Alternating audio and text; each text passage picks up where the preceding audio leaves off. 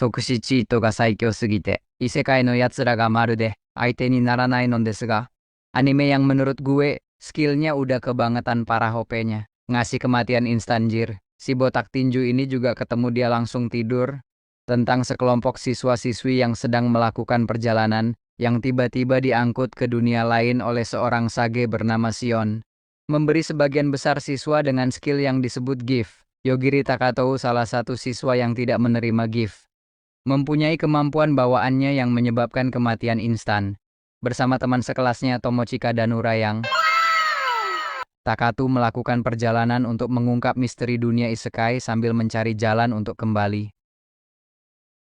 Sasaki Topi-chan, tentang pria kantoran yang loyal terhadap pekerjaannya, menjadi kuat setelah bertemu makhluk khodamnya. Sasaki pria OTW yang memutuskan untuk memelihara seekor burung gelatik imut menjadi peliharaannya, sebagai penghilang stres akibat lelah bekerja selama di kantor, dan menamainya Pi-chan. Sasaki dikirim ke dunia lain oleh burungnya, yang ternyata seorang sage dari dunia itu. Titik awal kisah petualangan dan pertemanan mereka pun dimulai. Kekon Yubiwa Monogatari, berlatar tentang pemuda biasa yang mempunyai kekuatan setelah menikah. Haruto Sato yang jatuh hati kepada teman masa kecilnya bernama Hime, sesaat akan mengungkapkan cintanya. Hime tiba-tiba pindah ke tempat yang jauh, karena nggak mau jadi Jones akut. Sato pun mengejar Hime. Di sana Sato baru mengetahui Hime ternyata adalah salah satu dari 5 putri cincin di dunia itu, dan Hime yang bertemu dengan Sato tiba-tiba memintanya untuk menikahinya dan mengemban tugas berat sebagai pahlawan Raja Cincin, untuk melindungi dunia dari serangan pasukan iblis. Untuk bisa mengalahkan lawannya, ia harus mengeluarkan kekuatan sebenarnya dari cincin itu dengan menikahi 4 putri lainnya. Chumaho no machigatta tsukaikata. Ken Usato yang secara tiba-tiba ikut terseret ke dalam lingkaran sihir bersama 2 teman sekelasnya Shuzune Inukami dan Kazuki Ryusen. Dipanggil sebagai pahlawan untuk melawan pasukan Raja Iblis yang menyerang kerajaan itu. Sayangnya Usato tidak memiliki bakat pahlawan, melainkan bakat penyembuhan. Rose yang merupakan kapten dari unit penyelamatan di kerajaan itu, menyadari potensi dari bakat Usato yang mempunyai kemiripan dengannya, dan membawa paksa Usato, melatihnya bersama skuadnya, dengan pelatihan yang ekstrim dari si maniak Rose, yang bertujuan untuk meningkatkan potensi dari bakatnya, untuk melawan pasukan Raja Iblis di garis depan. Isekai de Mofu Mofu, nade nade suru tame ni, gambatte masu. Kisah tentang kehidupan setelah kematian gadis pekerja kantoran bernama Midori Akitsu, memiliki penyesalan untuk bersenang-senang dengan hewan berbulu peliharaannya karena keterbatasan waktu. Midori terlahir kembali sebagai Nefertima Osfe, putri bangsawan di sebuah kerajaan, dengan berkah dari dewa yaitu kemampuan untuk menjalin hubungan erat dengan para hewan. Anime ini memiliki alur petualangan seru, sehingga kita akan dapat melihat kisah MC yang mengeksplor dunia barunya bersama para hewan-hewan yang ia sukai. Meito Isekai no Yukai Takuki. Yoshizo Yukawa, pemuda yang meninggoy kepeleset dari tebing karena mencari sumber air panas. Setelah direinkarnasikan ke dunia fantasi oleh Dewa Inari, Yukawa tetap bertekad untuk mencari sumber mata air panas. Bener-bener maniaknya lain daripada yang lain. Bukannya berburu monster, naikin level, ini nyari sumber mata air panas. Yukawa bertemu dengan putri utusan dewa tersebut bernama Mayudama, yang menemani petualangannya dalam berburu sumber mata air panas. Buat kalian yang suka dengan anime yang bergenre harem nakal, ini anime pas banget. Yang sebagian ceritanya tuh mandi bareng sama haremnya. Monster, pemuda yang berinkarnasi menjadi goblin setelah mati tertusuk. Goblin Year. Makhluk hijau lemah yang karakternya di anime lain tuh cuman buat bahan bulian.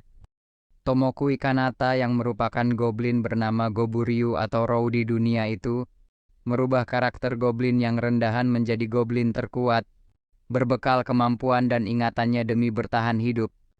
Dia menemukan fakta bahwa dengan memakan monster lain, dia bisa mendapatkan kemampuan dari monster-monster tersebut, dan dapat berevolusi ke spesies yang lebih kuat. Dengan kemampuan untuk meningkatkan statusnya dengan makanan, Rou memulai untuk naik ke peringkat terkuat di dunia barunya. Saijaku Timer wa Gomi Hiroi no Tabi o hajimemashita.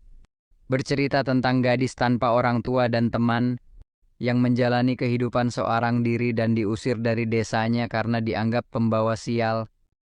Ivy gadis yang terlahir kembali ke dunia lain di mana ia dibenci dan dibuli oleh penduduk desa, serta dibuang oleh orang tuanya, dan bertahan hidup dari para petualang yang ingin membunuhnya atas suruhan ayahnya. Ivy yang memiliki skill timer, bertemu seekor monster slime lemah dan menjinakkannya. Sebagai teman pertamanya dia memberinya nama Sora, memulai pertualangan bersama untuk menjalani kehidupan dan melihat dunia baru yang luas. Tensei Kizoku Kantei Skill, Denaria Garu, seorang pegawai bereinkarnasi ke dunia lain sebagai pewaris keluarga bangsawan bernama Ars Laufen, yang memiliki skill khusus yaitu Appraisal. Keterampilan unik yang memungkinkannya untuk langsung memahami kemampuan dan bakat terpendam seseorang hanya dengan melihatnya. Dalam dunia yang ia tinggali terjadi peperangan kekuasaan antar wilayah, yang membuat Ars memutuskan untuk merekrut orang-orang yang memiliki potensi luar biasa yang dapat ia temukan, tanpa memandang ras dan status sosial, sebagai prajurit untuk pertahanan wilayahnya dan membuat wilayahnya lebih berkembang. Level 2 Karachit Data Moto Yusha, Kohono Matari Isekai Life, berlatar dari kerajaan yang memanggil banyak pahlawan dari dunia lain setiap tahunnya, untuk berperang melawan sang kegelapan dan pasukan iblisnya yang kuat. Banaza seorang pedagang biasa di dunianya, yang dipanggil sebagai pahlawan oleh kerajaan Clay Road. Sayangnya dia tidak memiliki sihir, tidak bisa bertarung, dan statistiknya sangat buruk, dan diasingkan ke hutan oleh raja kerajaan tersebut. Tapi ketika dia mencapai level 2, semua skill dan kemampuan sihir dia dapatkan dan mencapai kemampuan tak terbatas alias tak terhingga. Banaza mengubah namanya menjadi Flio dan mendatangi guild petualang, bertemu dengan gadis cantik bernama Fenrir yang kemudian menjadi partner perjalanannya. The New Gate bermula dari sebuah game online yang telah berubah menjadi permainan kematian, dengan puluhan ribu pemain yang telah diseret ke dalamnya. Shin merupakan player veteran yang kuat, yang melawan bos terakhir dan membebaskan para pemain lain dari permainan kematian itu. Ketika permainan terselesaikan, Shin terbangun dan dipindahkan 500 tahun ke masa depan, di dunia game yang berubah menjadi kenyataan. Pertualangan baru Shin pun dimulai dengan bertemu teman lamanya, yang dulunya merupakan NPC dalam game itu.